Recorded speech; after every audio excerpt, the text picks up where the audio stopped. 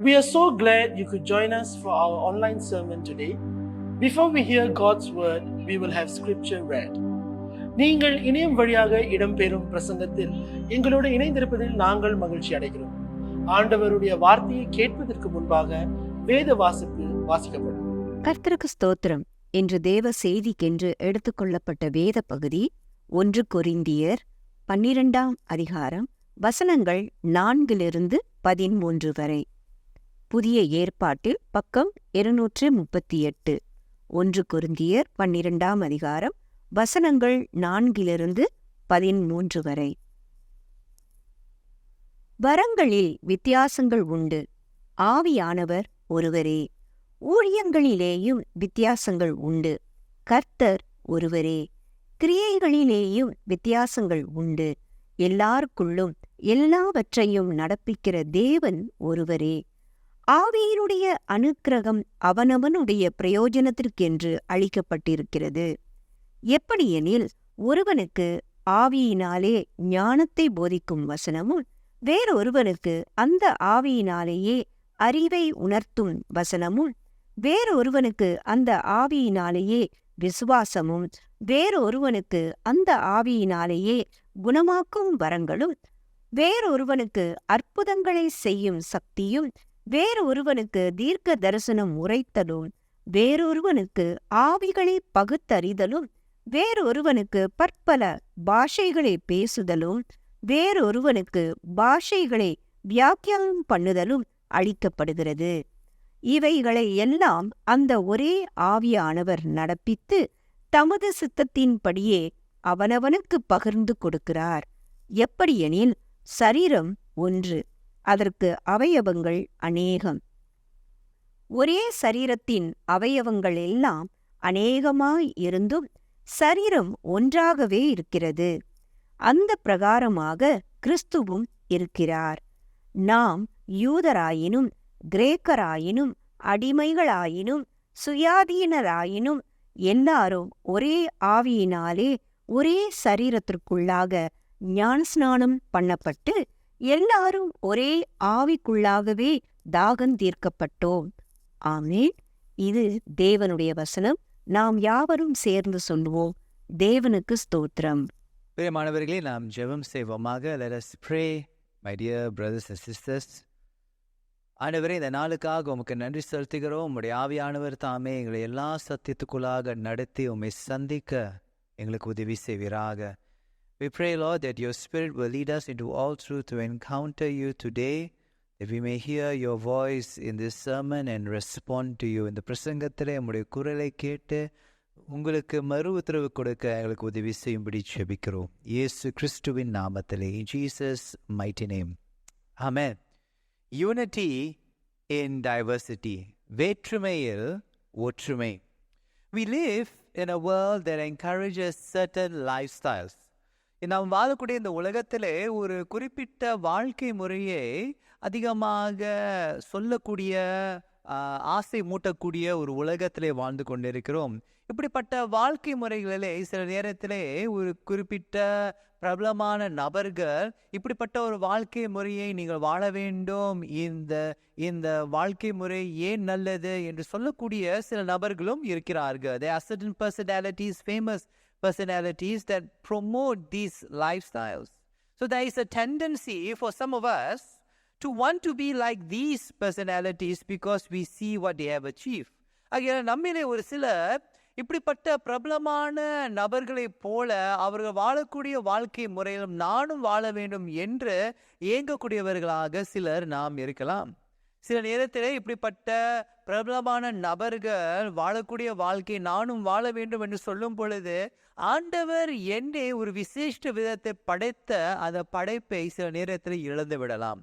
In wanting to be like certain famous personalities, we can sometimes lose who we are, the unique person that God created us to be.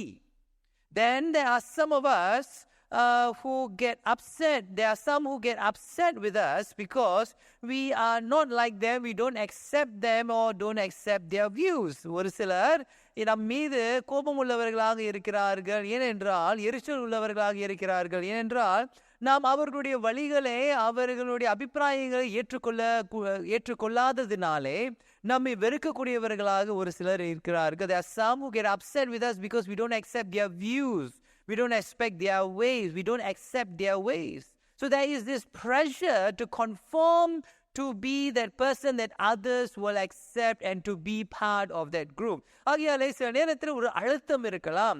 அந்த குழுவினரை போல வாழ வேண்டும், இந்த நபரை போல வாழ வேண்டும் என்ற ஒரு அழுத்தத்தினாலே சில நேரத்திலே மாற்றம் அடையக்கூடியவர்களாக இருக்கலாம். இப்படிப்பட்ட அழுத்தத்துக்கு இடம் கொடுக்கும் பொழுது பிரியமானவர்களே, ஆண்டவர் நம்மை உருவாக்கின விசேஷத்தை நாம் இழந்து விடலாம். And by conforming to this pressure to be like a certain group of people, to engender certain views and such, we sometimes lose the uniqueness that God has created in us.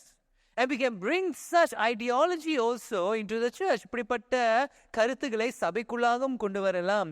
யாவருமே சமமாக இருக்க வேண்டும், சமவிதத்தை நினைக்க வேண்டும், சமவிதத்தை நடந்து கொள்ள வேண்டும், சமவிதத்தில் பேச வேண்டும் என்ற ஒரு அபிப்பிராயம் நமக்குள்ளாகவும் இருக்கலாம். And we bring such ideology into the church and we think that everyone in the church must be same, must be uniform. The way that they speak, the way that they dress, the way that they do things, everything has to be the same. That we should pray like a particular person, we should lead worship like a particular person, we should evangelize like a certain person, we should preach like a certain person, we should lead the church like a certain person, and so on and so forth. நமக்கு அப்படிப்பட்ட ஒரு அழுத்தம் வரும் பொழுது, சபைக்குள்ளாக ஒரு அழுத்தம் வரும் பொழுது, இப்படித்தான் ஜெபிக்க வேண்டும், இந்த நபரை போலத்தான் ஜெபிக்க வேண்டும், இந்த நபரை போலத்தான் ஆராதனை நடத்த வேண்டும், இந்த நபரை போலத்தான் சுவிசேஷத்தை சொல்ல வேண்டும், இந்த நபரை போலத்தான் பிரசங்கம் செய்ய வேண்டும், இந்த நபரை போலத்தான் சபையை நடத்த வேண்டும் என்ற பலவிதமான அழுத்தங்களுக்கு சபையானது அது இடம் கொடுக்கக்கூடியதாக இருக்கலாம்.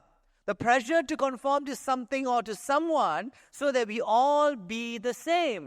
ஒரு அழுத்தம் இருக்கிறது. அது வெளியிலே உலகத்திலையும் இருக்கலாம், சபையிலும் இருக்கலாம். ஒவ்வொரு போல நாம் வாழ வேண்டும், அதாவது சமமாக இருக்க வேண்டும், சமமாக யோசிக்க வேண்டும், சமமாக பேச வேண்டும், உடுத்த வேண்டும் என்ற ஒரு அழுத்தம் சபையிலும் இருக்கிறது, வெளியிலும் இருக்கிறது. The pressure to conform is not only found in the world, but it is also found in the church.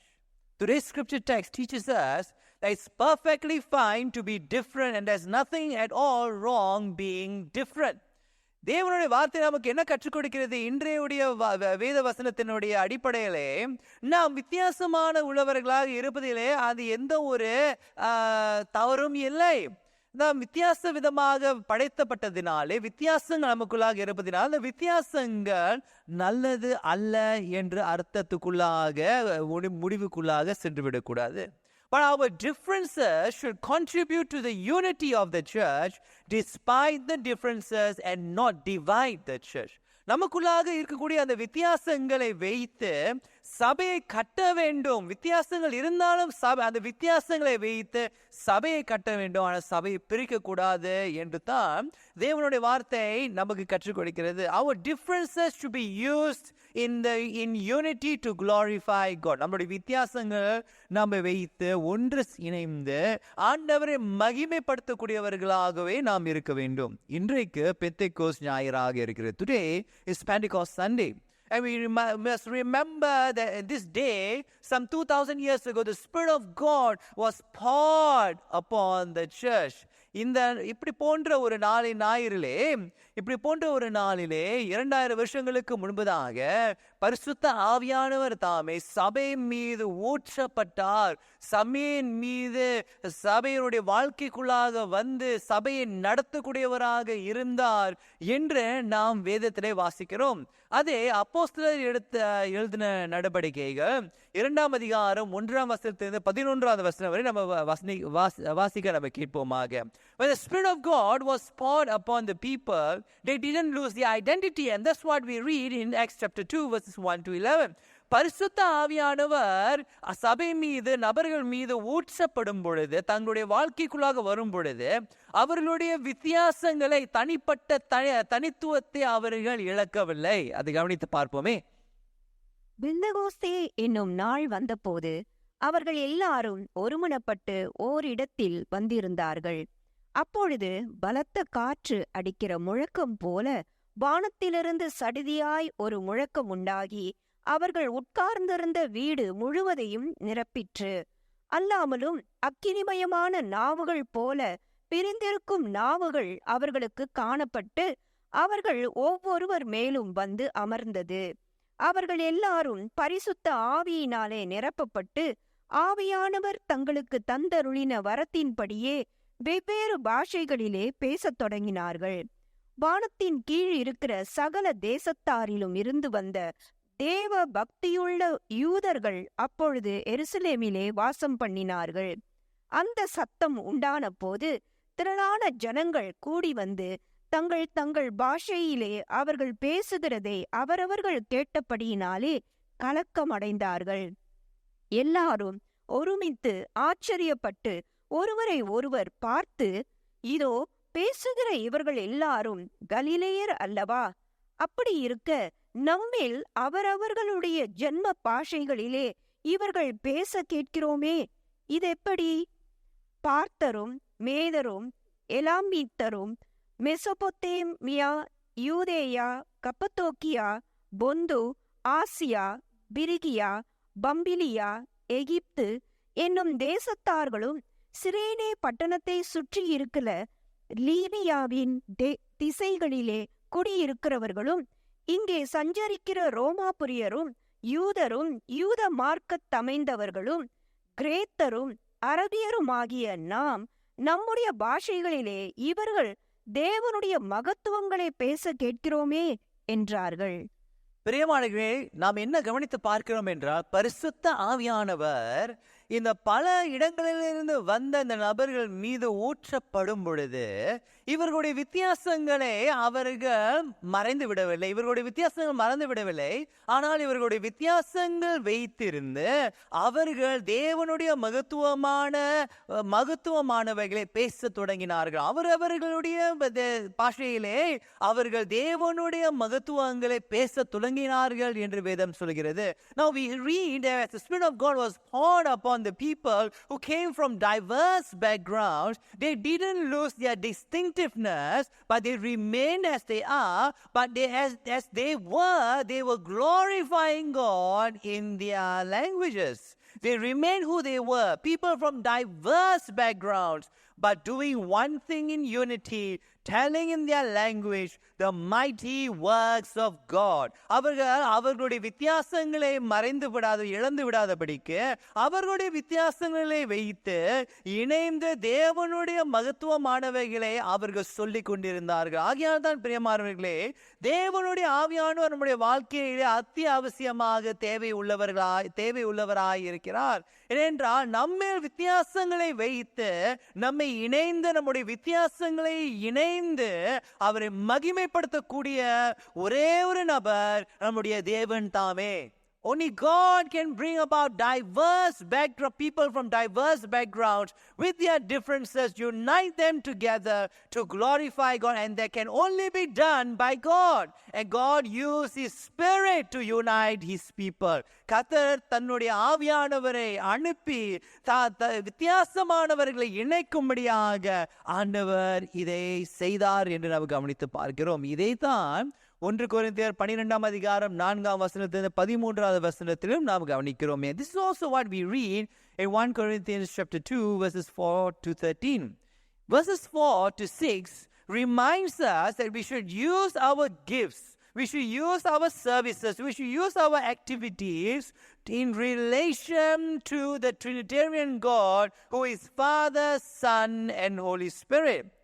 4வது வசனத்தின் 6வது வசனம் வரை நம்ம என்ன கவனித்து பார்க்கிறோம் என்றால், நம்முடைய வரங்களை எப்படிப்பட்ட விதத்திலே நம்ம பயன்படுத்த வேண்டும் என்றால், நம்முடைய திரியேக தேவனை முன்னிட்டு அவரோடு இணைந்து, திரியேக தேவனோடு இணைந்து, அதாவது பிதா, குமாரன், பரிசுத்த ஆவியானவர் என்று சொல்லக்கூடிய திரியேக தேவனோடு இணைந்து நம்முடைய வரங்களை பயன்படுத்த வேண்டும், அவரை மகிமைப்படுத்த வேண்டும். நன்றாக கவனித்து பாருங்க, இந்த வசனங்கள் எப்படி சொல்லுகிறது, எப்படி விவரிக்கிறது என்று கவனித்து பாருங்களேன். ஆவியானவர் ஒருவரே, கர்த்தர் ஒருவரே, தேவன் ஒருவரே. இந்த 4லிருந்து 6வது வசனத்தை இந்த மூன்று காரியங்களை கவனித்து பார்க்கிறோம். In this verses 4 to 6 we read something very unique. It says there same Spirit, same Lord, same God. It refers to the Spirit of God. It refers to the Son of God. It refers to God the Father. இந்த வசனங்களை நம்ம என்ன கவனித்து பார்க்கிறோம் என்றால், பிதாவான தேவனை நம்ம கவனித்து பார்க்கிறோம், குமாரனாகிய தேவன் கர்த்தர் என்று கவனித்து பார்க்கிறோம், ஆவியானவர் என்று சொல்லக்கூடிய திரியேக தேவனுடைய கிரியைகளை நம்ம கவனித்து பார்க்கிறோம். அங்கு வித்தியாசங்கள் இருக்கின்றன. அந்த வித்தியாசங்கள் யாவன? வரங்களில் வித்தியாசங்கள் உண்டு, ஊழியங்களிலே வித்தியாசங்கள் உண்டு, கிரியைகளிலே வித்தியாசங்கள் உண்டு என்று வித்தியாசங்கள் என்று சொல்லியும் நாம் இணைந்து அந்த வித்தியாசங்களிலே இணைந்து நம்ம ஆண்டவருக்கு ஊழியம் செய்ய வேண்டும் என்றும் இந்த வசனங்கள் நம்ம கற்றுக் கொடுக்கிறது. Now scripture says that varieties and varieties. Varieties of gifts, varieties of service, varieties of activities. But despite the varieties that exist, you and I are called to bring those varieties together in unity to serve God through the power of the Holy Spirit, through the gift of the Holy Spirit. கர்த்தருடைய ஆவியானவருடைய வல்லமையிலும் கர்த்தருடைய ஆவியானவருடைய வழிநடத்தல் மூலமாகவும் இந்த வித்தியாசங்கள் மத்தியில இணைந்து ஊழியம் செய்ய வேண்டும், வேற்றுமைகள் மத்தியில இணைந்து ஊழியம் செய்ய வேண்டும் என்று தேவனுடைய வார்த்தை நமக்கு கற்றுக் கொடுக்கிறது. Gifts, service, activities all come from God for one purpose, to build the church for the glory of our one God. பிரியமானவர்களே, இந்த வரங்கள், ஊழியங்கள், கிரியைகள் இவையெல்லாம் எதுக்காக கொடுக்கப்பட்டது என்றால், அது தேவனிடத்திலிருந்து வந்து நாம் அந்த வித்தியாசங்களிலிருந்து இணைந்து ஒரே தேவனை மகிமைப்படுத்தும்படியாகவே கர்த்தர் இந்த வரங்கள், ஊழியங்கள், கிரியைகள் நம்மளுடைய வாழ்க்கைகளை கொடுத்திருக்கிறார். The work of the Father, Son and the Holy Spirit is considered as one work because they are considered as one God. பிரியமானவர்களே, நம்ம திரியேக தேவனாகிய பிதா, குமாரன், பரிசுத்த ஆவியானவருடைய கிரியை நம்ம கவனித்து பார்க்கும் பொழுது அது 3 வித்தியாசமான கிரியைகள் என்று கவனித்து பார்க்க கூடாது. ஆனால் பிதா, குமாரன், பரிசுத்த ஆவியானவர் இணைந்து ஒரே காரியத்தை செய்யக்கூடியதை தான் நாம் ஆதியாகமத்திலிருந்து வெளிப்படுத்தலின் விசேஷத்தில் நம்ம கவனித்து பார்க்கிறோம். We read that the Father, Son and Holy Spirit do not do 3 different things. They are doing one thing in unity despite their differences. பிதா, குமாரன், பரிசுத்த ஆவியானவருடைய வித்தியாசங்கள் மத்தியிலும் அந்த வித்தியாசங்களிலே ஒரு இணைப்பு இருக்கிறது. அந்த இணைப்பு அந்த அன்பினாலே வந்தது என்று வேதம் நமக்கு கற்றுக் கொடுக்கிறது. Our God, who is Father, Son and Holy Spirit, who pour themselves into each other without limitation or hindrances, are considered as one God, distinct yet one. பிரியமானவர்களே, நம்முடைய திரியேக தேவன் பிதா, குமாரன், பரிசுத்த ஆவியானவர் ஒருவர் இன்னொருவரிடத்திலே அளவில்லாத விதத்தை, தடையில்லாத விதத்திலே ஒருவருக்கு ஒருவர் ஊற்றி அவர்கள் ஒரே தேவனாக கருதப்படுகிறார்கள்.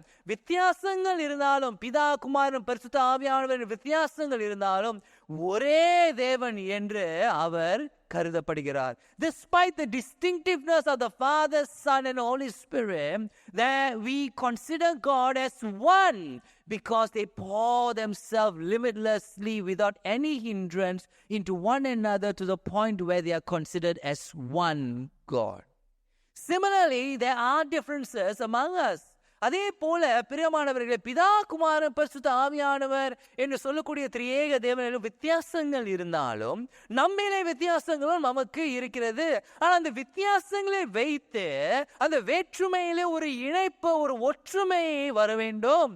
ஒருவர் செய்யக்கூடிய ஊழியங்களிலே நாம் ஒருவருக்கு ஒருவர் ஆறுதல் சொல்லக்கூடியவர்களாக, இடம் கொடுக்கக்கூடியவர்களாக நாம் இருக்க வேண்டும். And this can only be possible when our actions are driven by love like our Trinitarian God. பிரியமானவர்கள், எப்படி நம்முடைய திரியேக தேவனுடைய இணைப்பு அன்பின் அடிப்படையில் இணைக்கப்பட்டிருக்கிறதோ அதே போல நம்முடைய வித்தியாசங்களிலே எப்படி ஊழியம் செய்வது? நம் அன்பினாலே வழிநடத்தப்படும் பொழுது, கர்த்தருடைய ஆவியானவர் நம் வாழ்க்கையிலே வரும் பொழுது அவர் தேவனுடைய அன்பை நம்முடைய இருதயங்களிலே ஊற்றி நம்மை இணைக்கிறார். பிரியமானவர்களே, அவர் நம்மை இணைக்கிறார். நம்முடைய வித்தியாசங்கள் மறைந்து போவதில்லை. ஆனால் அந்த வித்தியாசங்களோடு இணைந்து ஆண்டவருக்கு ஊழியம் செய்வதைத்தான் நாம் வேதம் நமக்கு கற்றுக் கொடுக்கிறது. The point of this text is to remind believers that we are not called to be the same. பிரியமானவர்களே, இந்த வசனம் நமக்கு என்ன எடுத்து காட்டுகிறது என்றால், நாம் எல்லாமும் சமமாக இருக்க வேண்டும் என்று சொல்லவில்லை. ஒரே விதத்திலே பேச வேண்டும், ஒரே விதமாக நடத்த வேண்டும், ஒரே விதத்திலே நம்ம வாழ வேண்டும் என்று சொல்லவில்லை. ஆனால் வித்தியாசங்கள் இருந்த போதிலும் அன்பினால இணைக்கப்பட்டவர்களாக இருக்க வேண்டும் என்று வேதம் நமக்கு கற்றுக் கொடுக்கிறது. இத 1 கொரிந்தியர் 12வது அதிகாரத்தை நம்ம கவனித்து பார்க்கும்போது அநேக வரங்கள் சொல்லப்பட்டிருக்கின்றன. Now the list that's stated in 1 Corinthians 12 is not exhaustive. That means it is not all the gifts that are available to a believer in God. இங்க சொல்லப்பட்டிருக்கின்ற வரங்கள் யாவுமே ஒரு எடுத்துக்காட்டாக தான் இருக்கிறது. எல்லா வரங்களும் அங்க சொல்லப்படவில்லை. நம்ம பல வசனங்களை நம்ம கவனித்து பார்க்கும் பொழுது பல வித்தியாசமான வரங்கள் உள்ள ஜனங்களை நம்ம கவனித்து பார்க்கிறோம். ஆகையால் இது வெறும் ஒரு எடுத்துக்காட்டாக தான் இருக்கிறது. These various gifts and their differences are not to be used to value or devalue someone, but to remind us that these differences come from God and God alone. பிரியமானவர்களே, இந்த வித்தியாசங்களை வைத்து நாம் ஒருவரை நியாயத்திற்கு கூடாது. அதாவது இவருக்கு அதிக வரங்கள் இருப்பதனாலே இவர் விலை உயர்ந்தவராக இருக்கிறார், இவருக்கு அதிக வரம் இல்லை, ஆகையாலே இவர் குறை உள்ளவராக இருக்கிறார் என்று நியாயத்திற்கு கூடிய விதத்திலே நாம் நடந்து கொள்ளக்கூடாது. அப்படி நடந்து கொள்வோமானால் அது அன்பினாலே வழி நடத்தப்படுவதில்லை. We should not come to this wrong conclusion that just because one has more gifts, then this person has more of the Holy Spirit. ஒருவருக்கு ஒரு சில வேளையிலே அநேக வரங்கள் இருப்பதனாலே இந்த நபருடைய வாழ்க்கையிலே கர்த்தருடைய ஆவியானவருடைய பிரசன்னம் இவருடைய வாழ்க்கையில அதிகமாக இருக்கிறது என்றும் தவறாக புரிந்து கொள்ளக்கூடாது. ஆண்டவர் அவர் விரும்புகின்ற வண்ணமாகவே வரங்களை, தாளந்துகளை, பலன்களை கொடுக்கக்கூடியவராக இருக்கிறார் என்று வேதம் சொல்கிறது. Scripture reminds us it is not dependent on our strength, but it is God himself sovereignly deciding who should receive what. And so what we receive should not be used to judge someone else. நமக்கு கிடைத்திருக்கின்ற வரங்களை வைத்து இன்னொரு நபரை நியாயத்திற்கு கூடாது என்று வேதம் நமக்கு உற்சாகப்படுத்துகிறது. If that person who has many gifts does not use that gift for the building of the church, that person will be answerable to God. Because he who has been given much, much is expected from him. அதிகமாக ஒரு நபருக்கு கொடுக்கப்படும் பொழுது அந்த நபரிடத்திலிருந்து ஆண்டவர் அதிகமாகவே எதிர்பார்க்கிறார். ஆனால் பெற்று எதையும் செய்யாதவர்களாக இருப்போமானால் வரங்களை பெற்ற பிறகு, ஊழியங்களை பெற்ற பிறகு, கிரியைகளை பெற்ற பிறகு அவைகளை பெற்றுக்கொண்டு எதுவும் செய்யாமல் இருப்போமானால் பிரியமானவர்களை நாம் ஒரு நாள் ஆண்டவருக்கு கணக்கு கொடுக்கக்கூடியவர்களாக இருக்கிறோம். இந்த பெந்தேகோஸ்து ஞாயிறிலே பிரியமானவர்களை கர்த்தர் நம்மை உற்சாகப்படுத்துகிறார். On this Pentecost Sunday, God is encouraging us. It is okay to be different. It is okay to have only certain gifts. பிரியமானவர்கள், இந்த பெந்தேகோஸ்து ஞாயிறிலே கர்த்தர் நம்மை உற்சாகப்படுத்துகிறார். வித்தியாசமானவர்களாக இருப்பதிலே அது எந்த ஒரு தீமையும் இல்லை, அது ஏதோ ஒரு தவறான ஒரு காரியமும் இல்லை. ஏனென்றால் நாம் வித்தியாசமானவர்களாக உருவாக்கப்பட்டிருக்கிறோம். But what we have is unique and it should not be used to differentiate ourselves from the others, but to use our uniqueness, our differences to build the church. நம்மளுடைய வித்தியாசங்களை வைத்து நாம் மற்றவர்களிடத்திலிருந்து பிரிந்து விடக்கூடாது. நம்முடைய வித்தியாசங்களை வைத்து அன்பினாலே வழிநடத்தப்பட்டு இணைக்கப்பட்டு சபையை கட்டக்கூடியவர்களாக இருக்க வேண்டும். For some of us, we may have received the gift of the Spirit of God and we may have buried it and it is dormant in our lives. ஒரு சிலர் நம்மிலே பெற்ற வரங்கள், ஊழியங்கள், கிரியைகள் எல்லாம் புதைத்து வைத்திருக்கிறோம், எதையும் செய்யாதபடிக்கு புதைத்து வைத்திருக்கிறோம். இன்றைக்கு கர்த்தருடைய ஆவியானவர் தாமே அந்த தேவ வரத்தை அனல் மூட்டும்படியாக எழுப்புகிறார். Today God wants to stir the gift that God has given you in his life, and that's what we read in 2 Timothy chapter 1 verse 6 to 8. 2 திமோத்தேயு 1ஆம் அதிகாரம் 6வது வசனத்து 8வது வசனத்தை இதைத்தான் பவுல் தீமோத்தேயுக்கு சொல்கிறார். அதை கவனித்து பார்ப்போமே. இது நிமித்தமாக நான் உன்மேல் என் கைகளை வைத்ததினால் உனக்கு உண்டான தேவ வரத்தை நீ அனல் மூட்டி எழுப்பி விடும்படி உனக்கு நினைப்பூட்டுகிறேன். தேவன் நமக்கு பயமுள்ள ஆவியை கொடாமல் பலமும் அன்பும் தெளிந்த புத்தியும் உள்ள ஆவியையே கொடுத்திருக்கிறார். ஆகையால் நம்முடைய கர்த்தரை பற்றிய சாட்சியை குறித்தாவது, அவர் நிமித்தம் கட்டப்பட்டிருக்கிற என்னை குறித்தாவது நீ வெட்கப்படாமல் தேவ வல்லமைக்கு ஏற்றபடி சுவிசேஷத்திற்காக என்னோடே கூட தீங்கு அனுபவி. பிரியமானவர்கள், 6வது வசனத்தை கவனித்து பாருங்க. உனக்கு உண்டான தேவ வரத்தை நீ அனல் மூட்டி எழுப்பி விட வேண்டும் என்று உனக்கு நினைப்பூட்டுகிறேன் என்று சொல்கிறார். நம்முடைய வாழ்க்கையிலே சில நேரத்திலே வரங்களை பெற்ற நாம் அந்த வரத்தை புதைத்து வைத்திருக்கலாம். இந்த நாளிலே கர்த்தர் அனல் மூட்டி எழுப்ப வேண்டும் என்று இந்த பெந்தெகோஸ்து நாளிலே ஞாபகப்படுத்துகிறார். Today God wants us to renew and remind us to renew our decision to serve God with our gifts. பிரியமானவர்களே, கர்த்தர் இந்த நாளிலே ஞாபகப்படுத்துகிறார். உனக்கு கொடுத்த வரங்கள், கிரியைகள், ஊழியங்களை நீ எடுத்து செய்ய வேண்டும். புதைத்து வைத்து விடாதே. யாரோ ஏதோ செய்து சொல்லிவிட்டார், யாரோ இதை செய்து விட்டார் என்று சொல்லி புதைத்து விடாதே. கர்த்தருக்காக நீ வாழ வேண்டும். அந்த வரத்தை நீ அனமூட்டி நீ எழும்ப வேண்டும். You must stir the gift of God in you.